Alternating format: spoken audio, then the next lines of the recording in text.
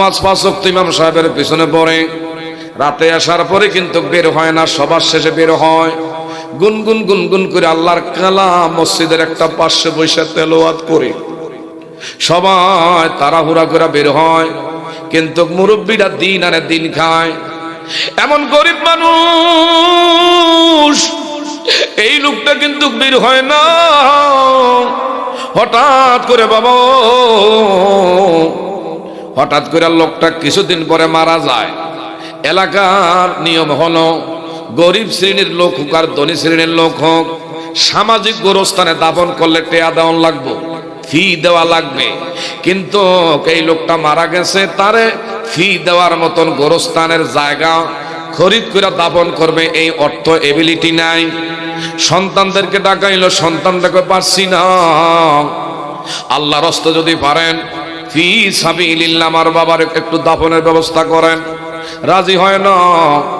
সন্তান বাবার লাশের পাশে বৈশাখ কান্দে, বিবি ঘরের দরজা লাগাইয়া ভিতরে কান্দে। রাতের বেলায়ও হঠাৎ কইরা এলাকার বড় হুজুরের আমার আল্লাহ ওহী নাজিল এমন সেই গায়বী এলহামের মাধ্যমে জানায়া দিলেন কেমন করা এমন কাজটা করলো। আর দেরি করো না, সকালবেলা বেলা উঠার আগে আগে এলাকার মানুষদেরকে জানায়া দাও, কেউ যদি কোনো জান্নাতি ব্যক্তির জানাজায় শরীক হতে চায়, যেই লোকটারে বিশেষ করে টাকার অভাবে সামাজিক গোরস্থানে দাফন করতে পারে না, এই লোকটারে যেন তাড়াতাড়ি করে সম্মানের সাথে এমন কাপন পরাইয়া জানাজা দিয়া এমন দাফনের ব্যবস্থা করে। হঠাৎ করে উনি বললেন, আল্লাহ জানার বড় ইচ্ছা, এই লোকটা তো বড় দামি, তোমার কাছে কেমন করে হইল?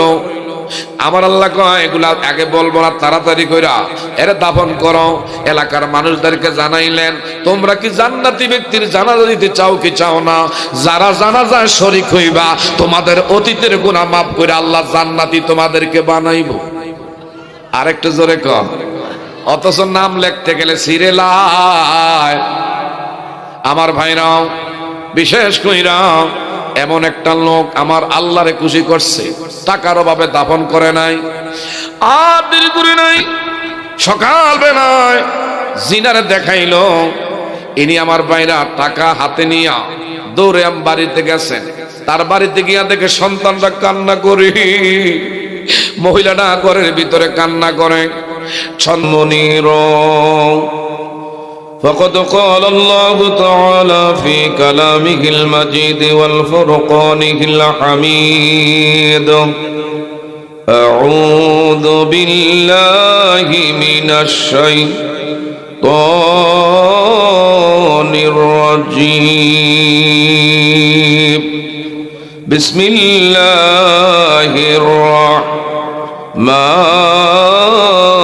الرحيم لا تحزن إن الله معنا صدق الله العظيم وصدق رسوله النبي الكريم ونحن على ذلك من الشاهدين والشاكرين والحمد لله رب العالمين قال النبي صلى الله عليه وسلم كل أمة يدخلون الجنة إلا من أبى قيل من أبى قال من أطعني دخل الجنة ومن عصاني فقد أبى رواه البخاري إن تعالى مخبرا وآمرا في حبيب شانه محمد صلى الله عليه وسلم إن الله وملائكته يصلون على النبي يا أيها الذين آمنوا صلوا عليه وسلموا تسليما صلى الله على محمد صلى الله عليه وسلم صلى الله على محمد صلى الله عليه ওগো নবী দয়াময় মোদের লাগিয়া প্রাণ ঠান্ডা করে দিয়েন কাউসার বিলাইয়া সাল্লাল্লাহু আলা মুহাম্মদ সাল্লাল্লাহু আলাইহি ওয়াসাল্লাম সাল্লাল্লাহু আলা মুহাম্মদ সাল্লাল্লাহু بلغ العلا بكماله كشف الدجى بجمال حسنت جميع خصاله صلوا عليه نسيم جانب بدحا گجر کن جحولم محمد را خبر کن بلغ العلا بکماله کشف الدجى بجمال حسنت جميع خصاله صلوا عليه لا إله جر لا إله মাশাআল্লাহ লা ইলাহা জোর লা ইলাহা বাবা ইব্রাহিম নবী বলেন কাল্লাহ নমরুদে কয় আগুনে ফালাও আমার আল্লাহ বলেন ও জিবরাইল খুলে দাও জান্নাতের তালা লা ইলাহা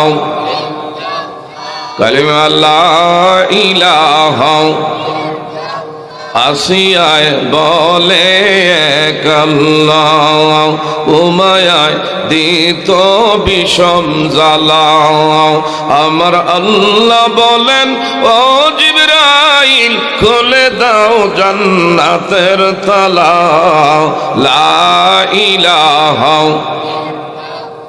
জোর লা ইলাহা নৌকা চলে না মাঝি ছাড়া রিক্সা চলে না চালক ছাড়া দুনিয়া চলে না আল্লাহ ছাড়া মুমিন বাসে না জিকির ছাড়া লা মারহাবা জোরে লা কালিমা লা ইলাহা লা ইলাহা ইল্লাল্লাহু মুহাম্মাদুর রাসূলুল্লাহ সাল্লাল্লাহু আলাইহি ওয়াসাল্লাম।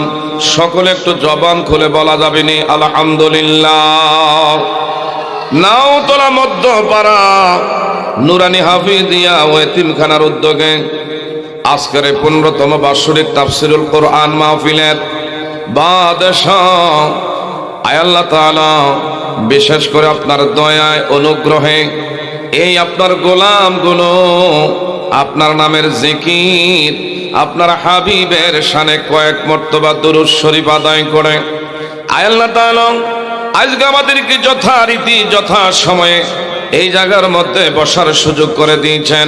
আমরা যারা বসতে পারছি আসতে পারছি বাবা দয়া করে বুকে হাত রেখে বলেন আমরা কি খুশি না বেজার? একটু জবান খুলে আওয়াজ দিয়া বলবেন খুশি না বেজার? কে কে খুশি দু হাত বাড়ায়া বলি আলহামদুলিল্লাহ। একটু জবান খুলে আওয়াজ দিয়া বলা যাবে নি আলহামদুলিল্লাহ। এ বাবা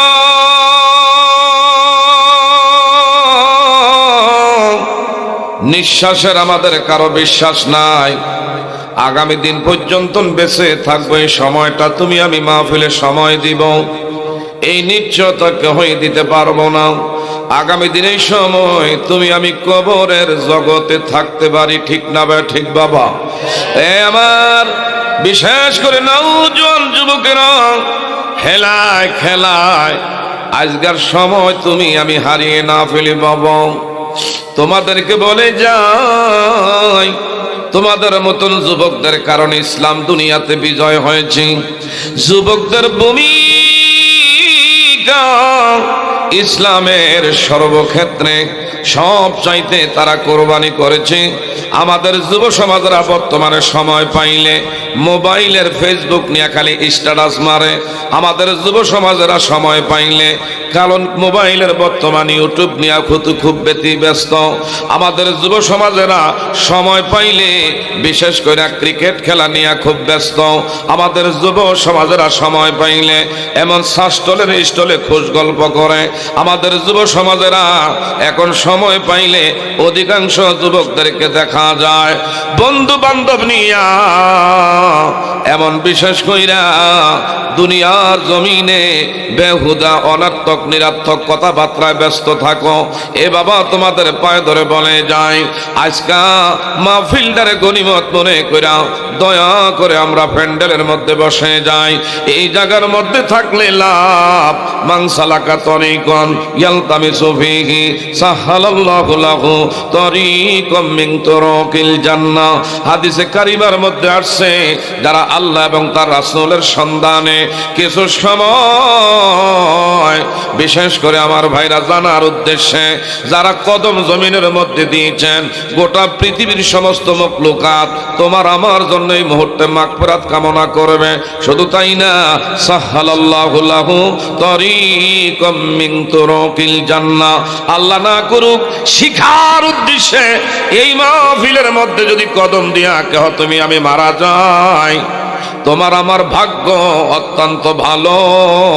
যদি জানার উদ্দেশ্যে কোরআন হাদিসকে শেখার উদ্দেশ্যে যদি কোনো ব্যক্তি আজকে মারা যায়, খোদার কসম করে বলি বাবা, তোমার আমার জন্য শহীদের মর্তবা, এমনকি তোমার আমার জন্য আল্লাহর জান্নাতের পথ আমার আল্লাহ প্রশস্ত করবেন।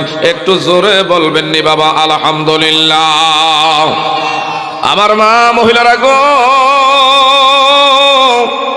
পাগলামি কইরেন না। ঘরে পুরুষ থাকলে বোঝাইয়া সমঝাইয়া মাহফিল মুখী করে দেন। আপনি ব্যস্ততা গুছাইয়া নামাজের যায় নামাজে বসে কান সজাগ করেন, দুই চার কথা শোনেন। জীবনে গুনাহ করেন নাই, অপরাধ করি নাই, একবারে গুনাহ থেকে পুত পবিত্র, কোনো মা বুকে হাত রেখা বলতে পারবেন না।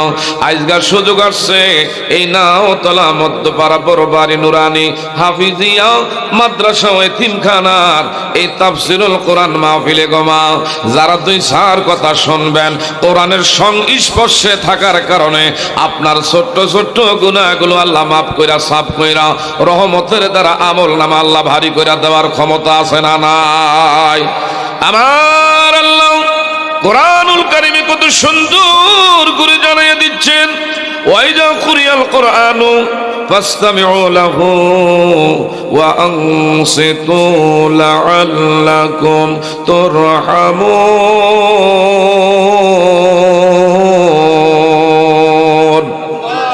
আরেকটু জোরে বলা যাবে না আল্লাহু আকবার?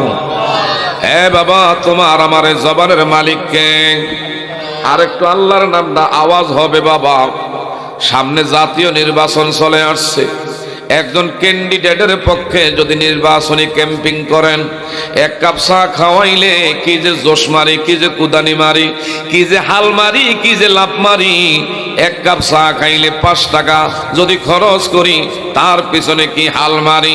যিনি তোমার আমার হায়াতের মালিক, মৌতের মালিক, রিজিকের মালিক, যিনি তোমার আমার সুস্থ স্বাভাবিক রাখছেন, এই মালিকের পক্ষে যদি আওয়াজ দেই, মালিকের পক্ষে যদি শুকরিয়া জ্ঞাপন করি, আমার আল্লাহ বাবা বলেন খুশি না বেজার? আরো জোরে বলেন খুশি না বেজার? নাওতলা গ্রামবাসী বাবারা, দয়া করে বাবা প্যান্ডেলে এসে বসে যায়। আমার আল্লাহ পাকের ওয়াদা লাআল্লাকুম তুরহামুন। আমার পক্ষ থেকে কোরআনের মজলিসে যারা মনোযোগী হয়ে অন্তরে কান দিয়ে দুই সার কথা যারা শ্রবণ করবেন, আমার আল্লাহ পাক বলে বৃষ্টির চেয়ে ভারী রহমত সাকিনা তোমার আমার উপর অবতীর্ণ করবেন কে? আরো জোরে বলেন, আল্লাহর রহমত আমরা চাই কি চাই না? আল্লাহর করুণা চাই কি চাই না? আল্লাহর করুণা ছাড়া এই জমিনে একটা কদম দেওয়ার ক্ষমতা কোনো সান্দুর বাবার নাই। কথা বলেন ঠিক না ভাই? ঠিক। বাবা বলতেছিলাম গত বছরের এই তাফসীরুল কোরআন মাহফিল আজকে এই পর্যন্ত 1 বছর গত হয়ে গেছে। একটু খোঁজ লাগাইলে 2-4 জন এই এলাকার এই সমাজের লোক কি কবরে গেছে না বাবা? অনেকেই চলে গেছেন। তুমি আমি কয়দিনের বিষয় নিয়ে দুনিয়া আছি কেউ জানে না, একমাত্র জানে কে? আরো জোরে বলেন, জানে কে? আমার বাবারা, বন্ধুরা, এই পৃথিবী থাকার জায়গা না। রঙিন পৃথিবী সারিতে হইবি, সাদের দেহ মাটিতে খাইবি, শূন্য হবে জিন্দিগানি। কার লাগিয়া এত মায়া এত চোখের পানি? কথা বলেন ঠিক না বা ঠিক? পারেন আর না পারেন একটু হু হু করেন। আমাকে যুবকেরাও এখন নাতে রাসূলের পক্ষে অনেকেরে ভাবা যায় না, কিন্তু আমাদের যুব সমাজদেরকে অপসাংস্কৃতিক কনসার্টের মধ্যে এদেরকে আখ্যাতারে ভাবা যায়। আমাদের যুব সমাজের দেশের গান এমন বিশেষ কইরা মুখস্থ কইরা দেশের গন্ডি ফেরি দিয়া ভারতীয় চলচ্চিত্রের হিন্দি গানের খুব ফোক। কথা বলেন ঠিক না বেটি?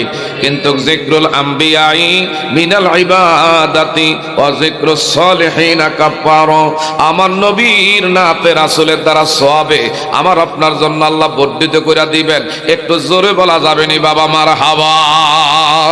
রঙিন পৃথিবী সারিতে হইবি, সাদের দেহ মাটিতে খাইবি, শূন্য হবে জিন্দিগানি।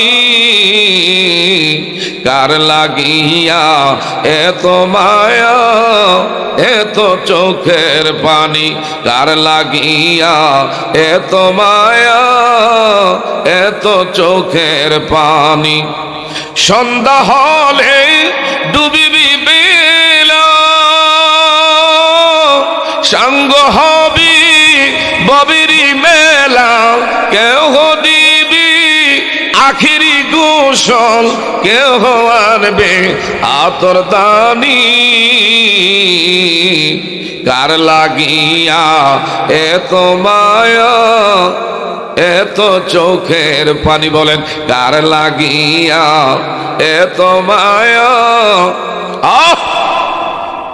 এত আশার বাসা তোমার? নিমিষেতে হবে চুরমার। কেহ কাঁদবি মামা করে, সারা তো দিবে না মা জননী। কার লাগিয়া এত মায়া এত চোখের পানি? একটু জোরে জবান খুলে বলা যাবে নি বাবা মারহাবা? এ বাবা, তুমি আমি বাড়ির মায়া ছাড়তে পারি না, ঘরের মায়া ছাড়তে পারি না, অথচ আমার নবীজি হিজরতের জন্য যার জন্ম মক্কায়, এই মাক্কি জীবনী 13 বছরের মধ্যে সবচাইতে নবীজির বেশি কষ্ট দিয়েছে, দুঃখ দিয়েছে, নির্যাতনের শিকার আমার নবী হইতে হয়েছে মক্কার জন্মভূমির আপন লোকদের হাতে। কথা বলেন ঠিক না বা ঠিক? এমনকি নবীর আপন ব্লাড কালেকশনের লোকেরা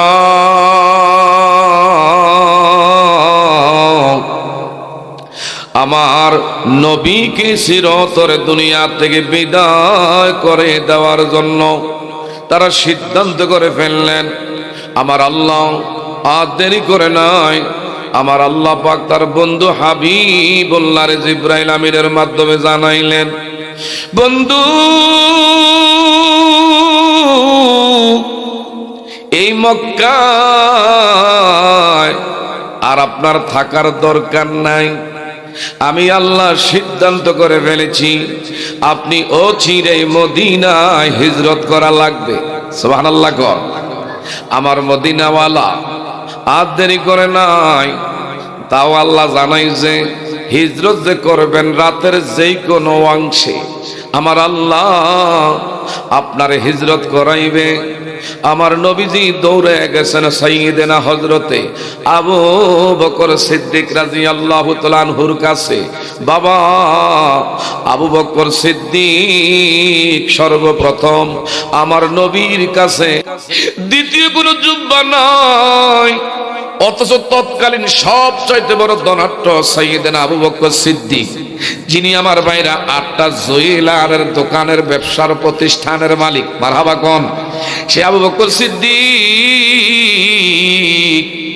এত বড় ধনাঢ্য ব্যক্তি থাকা সত্ত্বেও তার দ্বিতীয় কোনো বস্ত্র নাই যেটা গায়ে দিয়ে আমার নবীর সামনে গিয়া বলবে।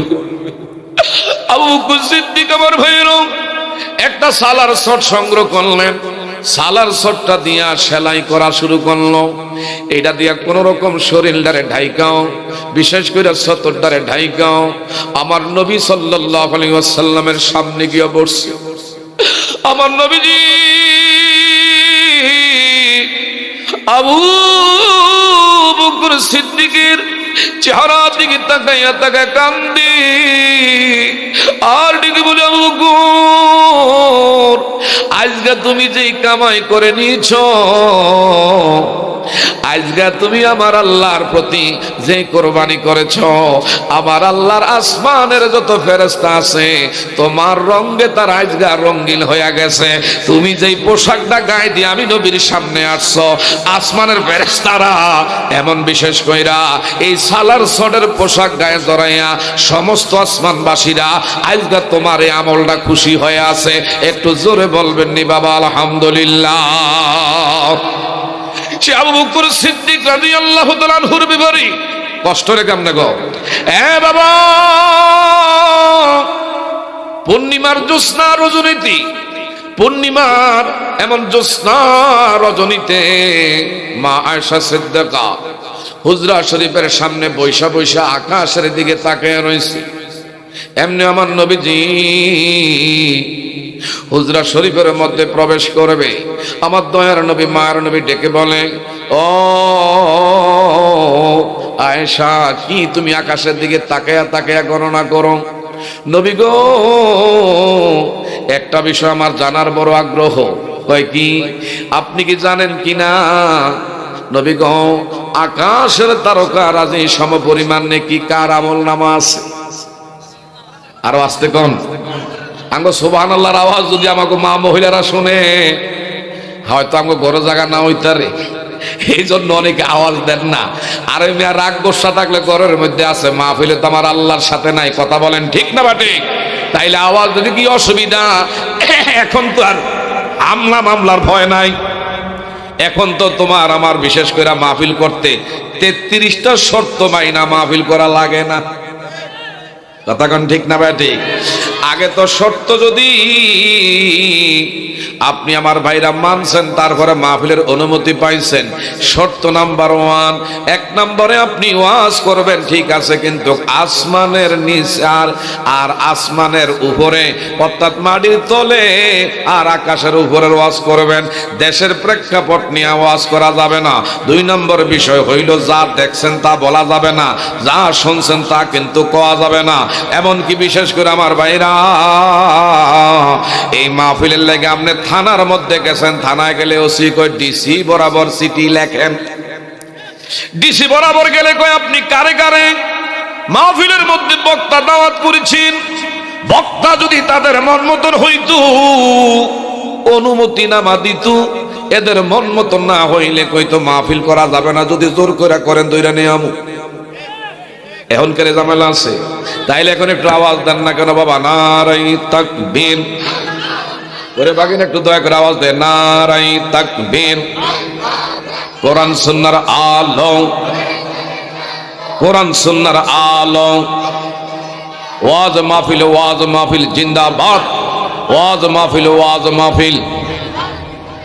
মাহফিল যেখানে আর জোরে ওয়াজ মাহফিল যেখানে, সুদ ঘুষ যেখানে, চিৎকার মেরে বলেন বাবা মারহাবা।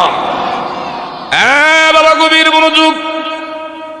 হযরত আবু বকর সিদ্দিক রাদিয়াল্লাহু তাআলা আনহুর কেমন আল্লাহর কাছে মান, কেমন তার শান ছিল। আমার আল্লাহ দুনিয়ার জমিনে দুইজনরে সালাম জানাইছি, তার মধ্যে মা খাদিজাতুল কুবরা রে আমার আল্লাহ স্বয়ং নবীদের মাধ্যমে সালাম জানাইছি। আরেকজন আমার বাইরে আমার নবীর প্রেমিক সাইয়েদনা আবু বকর সিদ্দিক রে আমার নবীদের মাধ্যমে স্বয়ং আল্লাহ সালাম দিছে। আরেকটু জোরে কর এ বাবা। আমার নবীজি হুজরা শরীফের মধ্যে গিয়া দেখেন মা আয়েশা সিদ্দিকা বলল, ইয়া রাসূলুল্লাহ, আকাশের তারকা সমপরিমাণ নাকি কার আমলনামা আছে? আমার নবীজি একটু পরে বলে, আয়েশা গো, আকাশের সমপরিমাণ তারকারাজি সমপরিমাণ নাকি একজনের আমলনামা আছে গো, সেটা আমি নবী জানি। কয়কে? ইনি হইলেন হযরত ওমর ইবনুল খাত্তাব, যার নাম হইল ওমর ফারুক রাদিয়াল্লাহু তাআলা আনহুর আমলনামায় আকাশের তারকা সমপরিমাণ নাকি আল্লাহ রাখছে। একটু জোরে কন্যা সুবহানাল্লাহ। ওমরের কথা শুইনা আম্মা জান আয়েশা সিদ্দিকা রাদিয়াল্লাহু তাআলা আনহার মনটা একটু মলিন হয়ে গেছে, কারণ ওনার বাবা হইলেন আবু বকর সিদ্দিক। কেন নবীজি ওমরের নাম ঘোষণা করলো? আমার নবী কয়, আয়েশা, আমি কেসটা বুঝতে পারছি কেন আমি ওমরের নাম ঘোষণা করলাম। আকাশের তারকারাজি সমপরিমাণ নাকি ওমরের আমলনামায়। এবার আয়েশা,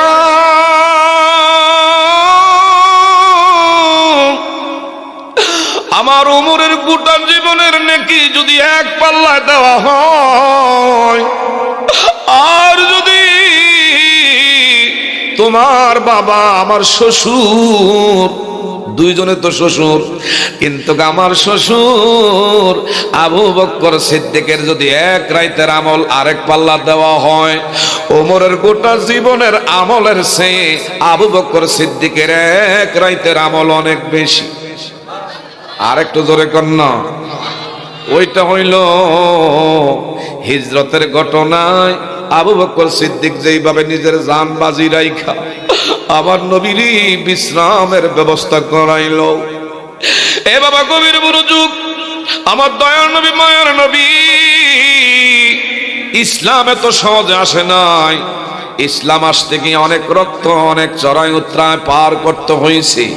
আমার নবীজির বদনের মধ্যে পাথর মেরেছে, আমার নবীজির মাথার মধ্যে পাথর মেরেছে, লোহার হেলমেটের করাবিদ্ধ করেছে, রক্ত উহুদের ময়দানে এইভাবে রঞ্জিত করেছে। আমার নবী কেমন কি ভাইরা, বিশেষ করে একজন নয়, দুইজন নয়, তায়েফের জমিনে হাজার হাজার যুবকদেরকে আবু জাহেল লেলিয়ে দিয়েছিল। একবার না তিনবার আমার নবীর তায়েফের জমিনে বেহুশ করেছে। এ বাবা গভীর মনোযোগ। নবীজি ভারী ক্লান্ত, বদন মুবারকটা ক্ষত বিক্ষত হয়ে গেছে। এমন একটা জায়গা নাই যেখানে আমার ভাইরা পাথর ছুঁড়ে আমার নবীজির বদন মোবারককে আমার ভাইরা ক্ষত করে নাই। নবীজি আর দাঁড়াইতে পারে না। নবীজির পালক পুত্র যায়েদ রেখে যায়, আমার নবীর করুণ ঘটনার দ্বারা যদি কারো অন্তরে প্রশান্তি লাগে, আপনি নিশ্চিত ইমানদার। নবীর প্রেমের আলোচনার দ্বারা যদি কারো অন্তরের মধ্যে এমন চুলকানি, অ্যালার্জির ভাব শুরু হয়, নামে মুসলমান, হাকিকতে তুমি আমি মুনাফিক। কথা জোরে কোন ঠিক না বা ঠিক? এ বাবা, ইসলাম পানের পানির সঙ্গে যেমনি কসুরি ফোনা বেশি আসে, এইভাবে তোমার আমার মাঝে ইসলাম আসে নাই। অথচ সাহাবায়ে কেরামদের জান কুরবান করি রক্ত জমিনের মধ্যে ঢেলেও ইসলাম নামের বৃক্ষ জিন্দা করে গেছে। এখন একটু তুমি আমি ঠান্ডা পাইলে এমন ইসলামের জন্য কোরবানি করতে রাজি না। একটু গরম পড়লে অনেকে মসজিদে যাওয়া বন্ধ করে দেয়।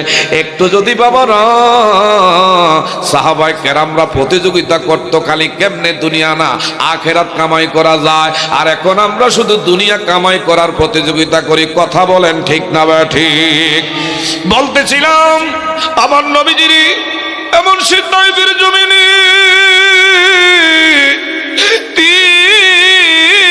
তিনবার বেহুশ করেছি। নবীজি জায়েদ রে বলল, জায়েদ একটু আমার ধরো, পাহাড়ের কাছে নিয়ে আমার একটু বসাও। আমার নবীরে জায়েদ রাদিয়াল্লাহু তাআলা আনহু পালক পুত্র দইরা আমার নবীরে পাহাড়ের পাশে নিয়ে বসায়। আমার নবী কই, জায়েদ আমার কদম থেকে রে দয়া করে জুতাগুলো একটু খুইলা দাও। নবীজির কদম মোবারকের মধ্যে জুতো মোবারক জায়েদ টান দেয়, আমার নবী চিৎকার মেরে উঠে। হযরত জায়েদ বলি, ইয়া রাসূলুল্লাহ জুতা আমি টান দিলে আপনি চিৎকার মেরে ওঠেন। আমার নবী ডেকে বলে, জায়েদ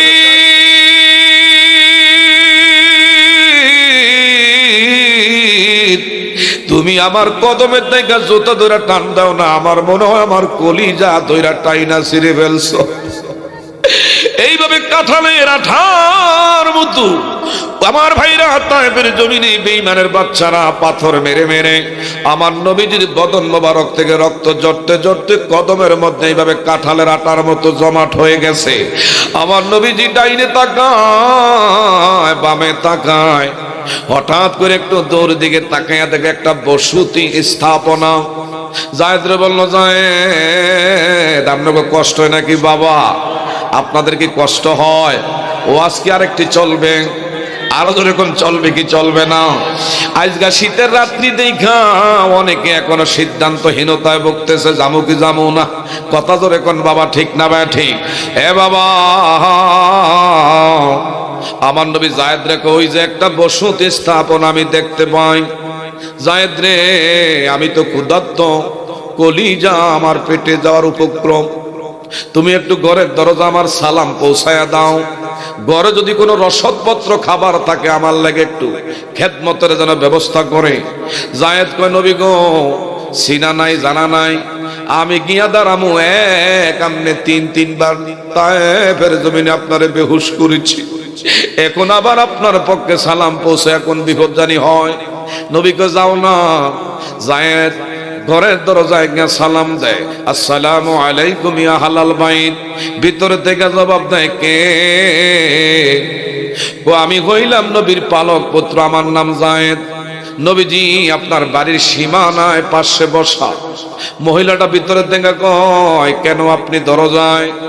এমন এমন বিষয় যেই তায়েফবাসীদেরকে নবীজি দাওয়াত দিয়েছেন, ইয়া আইয়ুহান নাস কুলু লা ইলাহা ইল্লাল্লাহি তুফলিহুন, হে মানুষ সকল তোমরা পড়ো লা ইলাহা ইল্লাল্লাহ, নবী মানলে তোমরা ঈমানদার, দুনিয়াতে তোমরা সফলতা অর্জন করবা, মৃত্যুর পরে মুক্তি আল্লাহ দিবে। এই কথা বলতে না বলতে গো মা বৃষ্টির সে ভারী অতর্কিত এমন হামলা। আমার নবীজি ক্লান্ত গো মা, যদি মনে কিছু না নেন, ঘরের মধ্যে যদি কোনো খাবার থাকে গো আমার নবীর লেগে একটু খেদমত করা যায় না। মহিলা ভিতরের দিকে ডেকে বলেন, এ জায়েদ আজ বিগত কয়েকদিন ধরে আমাদের ঘরের চুলায় আগুন জ্বলে না, দয়া করে আল্লাহর রাস্তায় নবীরে মাফ করে দিতে বললেন।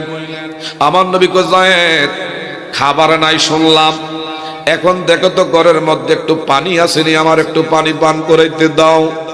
ভিতরে যাইয়া ঘরের দরজার সামনে জায়েদ দিয়া সালাম দে, মা খাবার নাই, একটু নবীরে কি পানি দিয়া কলিজাটা ঠান্ডা করানো যায় না?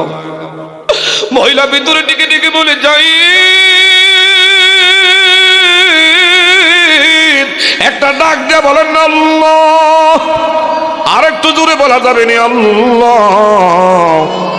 হযরতে যায়েদ ঘরের দরজার সামনে গিয়ে আবার বলে, মা,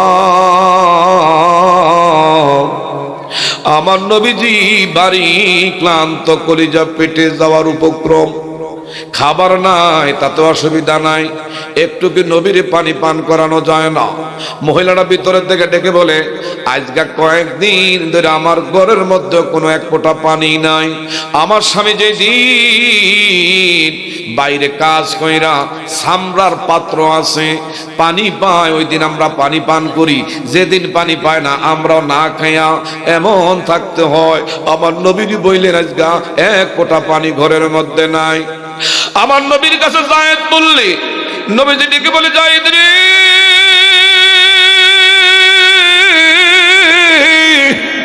ওই যে দেখা যায় মহিলার ঘরের পাশে ছোট্ট একটা বকরির বাচ্চা খুঁটির লগে এইভাবে বেঁধে রাখছে। হঠাৎ করে নবীজি কয়, এই মহিলাকে বলো, এই ছোট্ট বকরির বাচ্চাটা আমার কাছে কিছু সময়ের জন্য দেওয়া যায়নি, যদি অনুমতি দেয় তুমি নিয়ে আসো। যায়েদ গিয়া ডাক দিলেন, মা, একটা বকরির বাচ্চা আপনার বাড়ির আঙ্গিনায় শোয়া অবস্থায়। মহিলাটা কয়, কেন, কি জন্য বকরির বাচ্চার ব্যাপারে বলেন। আমার নবী চাইছে, মহিলা মনে করছে জবাই দিয়া মনে হয় নবী খাইবে। কয়, না না না, আমার স্বামীর অনুমতি ছাড়া কেমনে দে? বলল, না গো মা, এটা জবাই দিবে না, জবাই দিবে না। মহিলা বলল, তাইলে কেন গো? এই বকরির স্তন থেকে একটু দুধ দহন করবি, এমন বকরির স্তন থেকে দুধ দহন করে আমার দয়ার নবী একটু পান করে কলিজাত্মাটা শান্তি করবে। একটু জোরে বাবা বলা যায়নি মারহাবা। রহমতে আলম নবী নূরে মুজাসসম, সাহাবীরা আতর বানায় ওই নবীজির গাম। বলেন, সাহাবীরা আতর বানায় ওই নবীজির গাম। ঠিক না ভাই? ঠিক বলেন। রহমতে আলম নবী নূরে দো জাহান, সাহাবীরা আতর বানায় ওই নবীজির গাম। শোনো মানো জানো তোমরা আমার নবীজি, যাহার প্রেমে চন্দ্র সূর্য তারকারাজি। আয় হায় আর শুনবানি সুন্দর কাহিনী, জান্নাতের ওই রোমে রোমে লেখা নবীর নাম। চিৎকার করে বলেন বাবা মারহাবা। ওই নবী মুস্তাফার পক্ষে আমরা থাকতে চাই কি চাই না? আর দুর্বল থাকতে চাই কি চাই না? এই নবীকে নিয়ে যদি কেউ কটূক্তি করে, অবমাননা করে কথা বলে, আজ যদি হুদের ডাক আসে, বদরের জমিনের ডাক আসে, নবীর সম্মান ইজ্জত রক্ষার জন্য জীবন যদি দেওয়া লাগে, আমরা দিতে চাই কি চাই না? আর দুর্বল চাই কি চাই না? কে কে চাই? দুই হাত বাড়ায় দেখায়। আল্লাহ তুমি আমাদের কবুল করে, বলেন আমিন। আর একটু জোরে করে আমিন। আর একটু কি সময় দেওয়া যাবে? কি কন? আমার নবীর কাছে গিয়া বলল, কোন বিপদে ফালাইছেন আমারে আপনি? মহিলা তো ফেস দিয়া ধরছে, বকরির বাচ্চা দিয়া কি করবেন? আমার নবী কয়, এটার স্তন থেকে আমি নবী একটু দুধ দহন করে পান করতে চাই। আর একটু আস্তে কর। আমার নবীজির নির্দেশ ক্রমে আবার গেলেন, মা, আমি আগে যেটা বলছি গো মা, নবী হয়তো দুধ দহন করবে, তাই হয়েছে। মহিলা কই, এটা কি সম্ভব?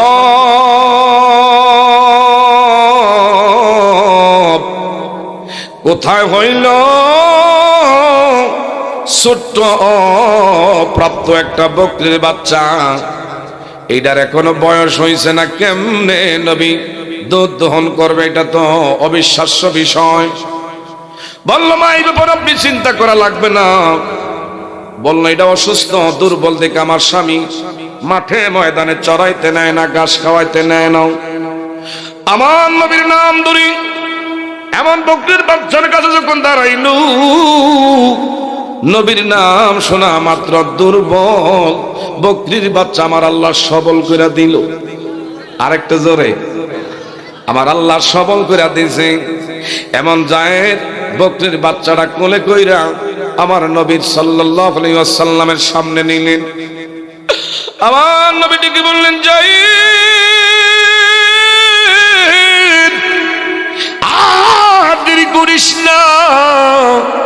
মহিলারে গিয়ে একটু বলো একটা বড় পাত্র আমি নবী চাইছি। জায়েদ বলল পাত্র দিয়া কি করবেন? দুধ দহন করব, পাত্র লাগবে। মহিলা একটা পাত্রখানা দিলেন। জায়েদ বলল মা সব চাইতে যে বড় পাত্র এটা আমার নবী চাইছি। বড় পাত্র যখন পাইল এই পাত্রখানা নবীর কাছে হস্তান্তর করলে নবীজি নিচে দিয়া খালি হাত মোবারক বকরির শরীরের মধ্যে খালি একটু স্পর্শ করলেন, একটু খালি আমার নবীজির রহমতের হাত বরকতের হাত খালি ছোঁয়াইলেন। একটু আমার ভাইরা লাগাইতে দেরি এমন ছোট্ট বকরির বাচ্চার দুধের স্তনে দুধের বার জারি হয়ে গেছে। আরেকটা জোরে কন আল্লাহর কুদরতি ভাবে দুধ এইভাবে আমার ভাইরা পাত্রে পড়তে পড়তে মুখ বরাবর। নবীজি বলল জায়েদ তুমি এখন পান করো। জায়েদ বলল ইয়া রাসূলুল্লাহ নবী গো আমি কেমনে পান করি? আপনি আগে পান করেন। আমার নবীকে নির্দেশ করছে আগে পান করো। জায়েদ পেট তৃপ্তি মিঠাইয়া পান কইরা নবীও পান করলেন। আমার নবী কয় জায়েদ রে এখন পাত্রের কি অবস্থা? কয় যেই পরিমাণ দুধ দেখছে এই পরিমাণও আছে, এক ফোঁটা কমেও না। আমার নবী কয় মহিলার ঘরের দরজায় গিয়া দুধখানা পৌঁছায়া দিও। ঘরের দরজায় যখন পৌঁছায়া দিল মহিলার একটা চিৎকার মারছে আল্লাহ আমার চুট্টু প্রভু বকরির বাচ্চা হইয়া নবী ছিল, কিন্তু রে এই তায়েববাসী যুবকেরাও আমার নবীর ছিল না। কেমন তারা নিষ্ঠুর, কেমন নির্দয়, কেমন তারা পাষাণ, এমন নবীর গায়ে রে কেমনে পাথর মেরে দেহটারে ক্ষত বিক্ষত করলো। আমার বকরি বাচ্চা নবী পাইয়া তার স্তনে দুধ দহন কইরা পান করলো। আবার আমার দিয়া গেল নবীজি মহিলার বাড়ির সামনে দিয়া এইভাবে মদিনার দিকে হেঁটে হেঁটে যায়। কিছুক্ষণ পরে স্বামী বাড়িতে আসছে। স্বামী ডাইকা ডাইকা বলে বিবি গো বিষয়টা কিছুই বুঝলাম না, আজকা বাড়ির চতুর্দিকে এমন মেশক আম্বরের এমন সুঘ্রাণ পাইতেছি, এত দামি সেন্ট কে ব্যবহার করছে গো? বাড়িতে আমরা তো ভাঙ্গা সুরাগর, আমাদের বাড়ির মধ্যে এমন তো কিছুই নাই, আজকা বাড়ির মধ্যে এত দামি সেন্ট কে ব্যবহার করেছে? মহিলাটা চিৎকার মেরে উঠলেন স্বামী গো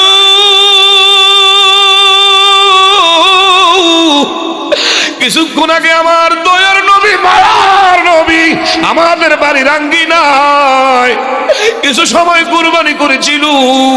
এমন এমন বিষয় গো, এই যে আমাদের বকরির বাচ্চাটা অসুস্থ থাকার কারণে ময়দানে নেন না, এটার দিকে তাকিয়ে দেখেন, দেখতে পায় বকরির বাচ্চাটা হৃষ্ট পুষ্ট আল্লাহ কইরা দিছে। এটার ভিতরে আমার ভাইরা কত সবলতা। হঠাৎ করে গো বিবি গো বিবি গো তাইলে মনে হয় ওই নবী যে নবীর লাইগা আমি এই জায়গা বাড়ি করেছি, আমি কিন্তু এই নবীর সন্ধানে এখানে বাড়ি করেছি, আর এই জায়গায় এই জন্য অপেক্ষা আছি নবীজি তায়েফের জমিনে আসবে। আমাদের তৌরাত কিতাবের মধ্যে প্রমাণ আছে নবীজি বিশেষ করে তায়েফের জমিনে আসবে, তায়েফবাসীরা আমার নবীর লগে এমন ব্যবহার করবে। আমি এই জন্যই রাস্তার কিনারায় বাড়ি করেছি, আর সুযোগ হাতছাড়া করতে চাই না। নবী কতটুকু গেছেন? মদিনায় চলে যাচ্ছে। বিবি তাড়াতাড়ি করে যা আছে গাটুরি বান্দা এক সেকেন্ড আর তায়েফবাসীর মধ্যে থাকতে চাই না। আমার ভাইরা গভীর মনোযোগ, ওই পরিবার নিয়া তেমন তায়েফের জমিন থেকে নবীজির কাছে গিয়া তওবা কইরা কালিমা পড়া এরা সবাই ইমানদার হয়ে গেল। একটু জোরে বলবেন নি বাবা মারহাবা, লা ইলাহা মারহাবা, লা জোরে লা ইলাহা মাশাআল্লাহ লা ইলাহা। বাবা নামাজ রোজা সাই রহনা, মা বাবার খেদমতে বইল না, নবীর সুন্নাত সাইর না, বলেন নবীর সুন্নাত সাইর না, নবীজি মোদের বলবে না, বলেন লা ইলাহা মারহাবা, লা গলা সরে লা ইলাহা, লা ইলাহা। মুহাম্মাদুর রাসূলুল্লাহ সাল্লাল্লাহু আলাইহি ওয়াসাল্লাম। বলেন তো বাবা, হেদায়েতের মালিক কে? আরেকটু জোরে কোন হেদায়েতের মালিক কে? যদি হেদায়েতের চাবি আমার নবীর কাছে থাকতো, আবু জাহেলের কাছে একবার না, দুইবার না, 450 বার গেছে আমার নবী, কিন্তু আমার আল্লাহ তার কপালে হেদায়েত লেখে না। হেদায়েতের মালিক আরো জোরে। আমার আল্লাহ পাক বলেন, ওয়াইন্নাকা লা তাহদি মান আহবাবতা ওয়ালাকিন্নাল্লাহা ইয়াহদি মান ইয়াশা। আমি আল্লাহর কাছে হেদায়েত, তবে আমাদের চেষ্টা করা লাগবে। কথা বলেন ঠিক না ভাই? ঠিক। বাবা একটা ঘটনা বইলে আমি শেষ করে দিচ্ছি। বনি ইসরাইলের একটা ঘটনা বাবা, এদিকে চান। বিশেষ করে একজন লোক মসজিদের ভিতরে রাতের বেলা যায়, এদিকে যান, নামাজ 5 ওয়াক্ত ইমাম সাহেবের পিছনে পড়ে। রাতে আসার পরে কিন্তু বের হয় না, সবার শেষে বের হয়। গুনগুন গুনগুন করে আল্লাহর কালাম মসজিদের একটা পাশে বসে তেলাওয়াত করে সবাই তাড়াহুড়া করে বের হয়। কিন্তু মুরব্বীরা দিন আনে দিন খায়। এমন গরিব মানুষ, এই লোকটা কিন্তু বের হয় না। হঠাৎ করে বাবা, হঠাৎ করে লোকটা কিছুদিন পরে মারা যায়। এলাকার নিয়ম হলো, গরিব শ্রেণীর লোক হোক আর ধনী শ্রেণীর লোক হোক, সামাজিক গোরস্থানে দাফন করলে টেয়া দেওয়া লাগবে, ফি দেওয়া লাগবে। কিন্তু এই লোকটা মারা গেছে, তারে ফি দেওয়ার মতন গোরস্থানের জায়গা খরিদ করে দাফন করবে এই অর্থ এবিলিটি নাই। সন্তানদেরকে ডাকাইলো, সন্তানটাকে পারছি না। আল্লাহর রাস্তা যদি পারেন, ফি সাবিলিল্লাহ আমার বাবার একটু দাফনের ব্যবস্থা করেন।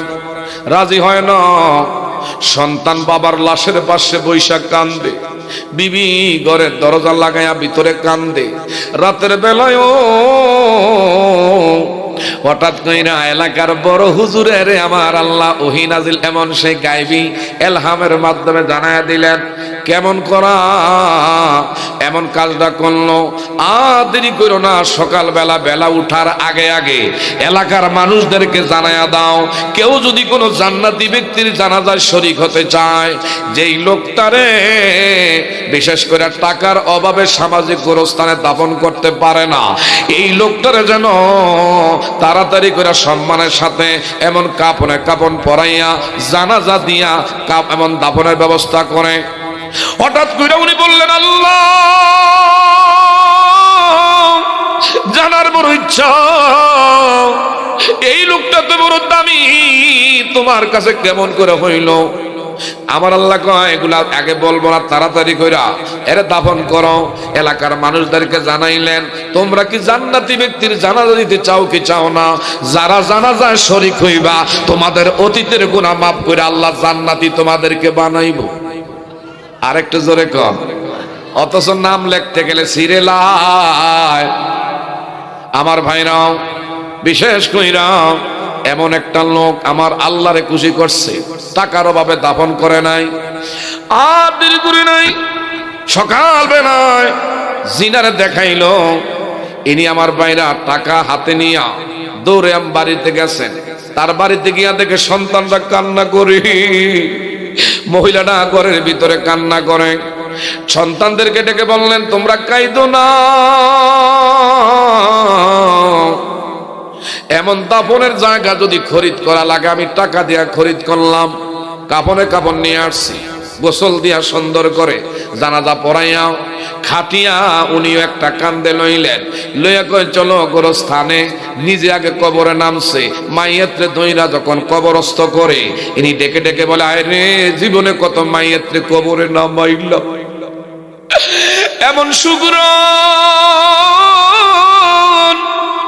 আমার নাকের ভিতরে, আমি দুনিয়ার কোনো গ্রাণ পাই না। আমার কাছে মনে হয় এটা জান্নাতি এমন গ্রাণ। এই লোকটা কেমন করে আমার আল্লাহরে খুশি করলো। কবর দিয়া উপর ওইটা সন্তানদেরকে ডাকাইলেন, বাবারা সামনে আসো, তোমার বাবার জীবনে এমন কি নেক আমল আছে? সবাই ডেকে ডেকে বললেন, আমার বাবার এমন কোন নেক আমল উল্লেখযোগ্য দেখি নাই, তবে আমার বাবা কোরআন পড়তে পারতো না, তাই বলে আমার বাবা কোরআনের মোহাব্বত অন্তরে থেকে মুছে ফেলে নাও। রাতের বেলা সারা নামাজ ইমাম সাহেব হুজুরের পিছনে জামাতে বইরাও নামাজ শেষ হইলি আমার বাবা মসজিদের একটা কর্নারে বৈশা বৈশা আল্লাহর কালামুল্লাহ শরীফ খুনতো, কিন্তু হাকিকতে আমার বাবা সহি করে শুদ্ধ করে পড়তে জানতো না। এমন কালো হরফের দিকে হাতের আঙ্গুল বিশেষ কইরা এইভাবে আনা নেওয়া করতো আয়াতে কারিমার মধ্যে, এমন ভাবে অনেক বছর ধরে আমার বাবার আমলটা জিন্দা। একটু জোরে বলবেন নি বাবা মারহাবা। আল্লাহর ওলি ডেকে বললেন, বাবারা কোন মসজিদে তোমার বাবা নামাজ আদায় করতো রে? হাতের মধ্যে কোরআনের পৃষ্ঠার মধ্যে আমার ভাইরা সিক্ত হয়ে আছে।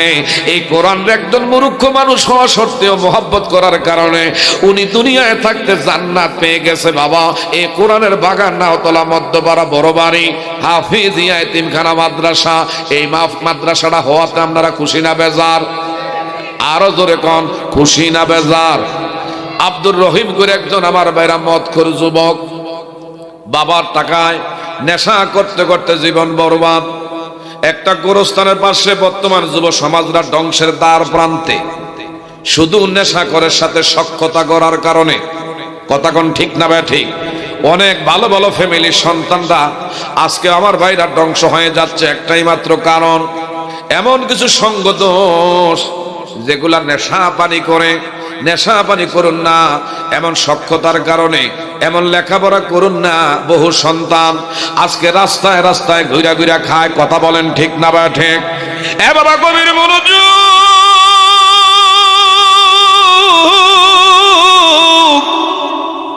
ওই নেশা করে যুবক নেশা কইরা এই আপনাদের নাওতলা মধ্যপাড়া রাস্তার পাশে মনে করেন একটা গোরস্থান, গোরস্থানের ওয়ালের পাশে দাঁড়াইয়া দাঁড়াইয়া হঠাৎ করে ডাইনে বামে তাকায় একটা সন্তান মাদ্রাসার এমন তলবে এলেম ছাত্র।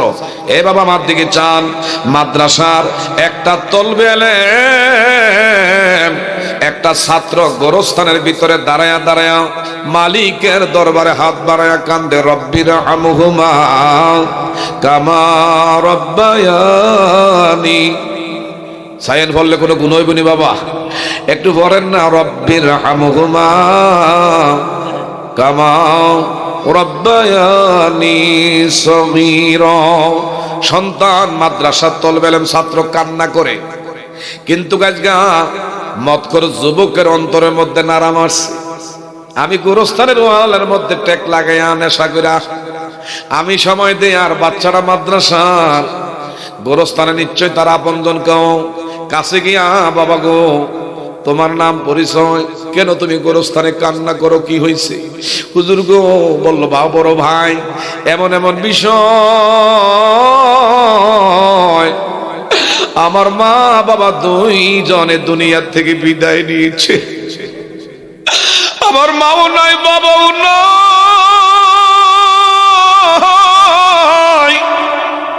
ঘরের মধ্যে অগ্নিকাণ্ড করছি, বাবা মা দুইজনে আগুনে পইরা কয়লা হয়ে গেছে। মা বাবা দুইজনের এখানে কবর। বাবা 2 মিনিট আমি শেষ করে দিচ্ছি, এদিক সেদিক তাকায় না, মন্ডর একটু নরম করে। ফালিয়াদু হাকু কালিলাও ওয়ালিয়াবকু কাসীর। যেই দিলটা আমার ভাইয়ের আমার আল্লাহর জন্য 2 ফোঁটা পানি ছেড়ে দিবেন, কাঁদলে গুনাহ মাফ হয়, কাঁদলে রূহ সাফ হয়, কাঁদলে আমার আল্লাহ খুশি হয়। কাঁদুন না দিলে আমার আল্লাহ বিরাজ করে। একটু আওয়াজ দিয়া বলবেন নি বাবা মারহাবা। এই যুবকটার অন্তরের মধ্যে মায়া লেগে গেছি, জীবন ভর নেশা কইরা কইরা টাকা পয়সা শেষ করলাম। কেন বাবা কাঁদিস? আমার মাও নাই বাবাও নাই, আমি মধ্যপাড়া বড় বাড়ি নুরানি হাফিজা মাদ্রাসায় পড়াশোনা করি, আমার গাইড দেওয়ার মতন খরচ আদি দেওয়ার মতন আমার পিছনে তো কেউ নাই। অধিকাংশ মাদ্রাসার মধ্যে গেলে দেখবেন গরিব দুঃখীদের সন্তানে বেশি। আর নিয়মে বড় লোকদের সন্তান মাল্টিমিডিয়াম স্কুল। আমার ভাইরা মাসে 12,000 15,000 দিতে কোনো গায়ে লাগে না। মাদ্রাসার লাইনে যারা আছি মাস শেষে 1,000 টাকা দললে 1 মাসের টাকা আদায় করতে গেলে হাত মাস চইলা যায়। কথা কোন ঠিক না ভাই? ঠিক। মাদ্রাসার মধ্যে এত আমার ভাইরা দুর্বল অর্থনৈতিক দিক দিয়ে তাদের সন্তানে বেশি পড়ে। আর বিশেষ করে বৃদ্ধা আশ্রমের মধ্যে গেলে সবচাইতে বেশি বড় লোকদের মা বাবারে পাওয়া যায়। মাদ্রাসার মধ্যে তালাশ করলে গরিবদের সন্তান বেশি আছে। কথা বলেন ঠিক না ভাই? ঠিক।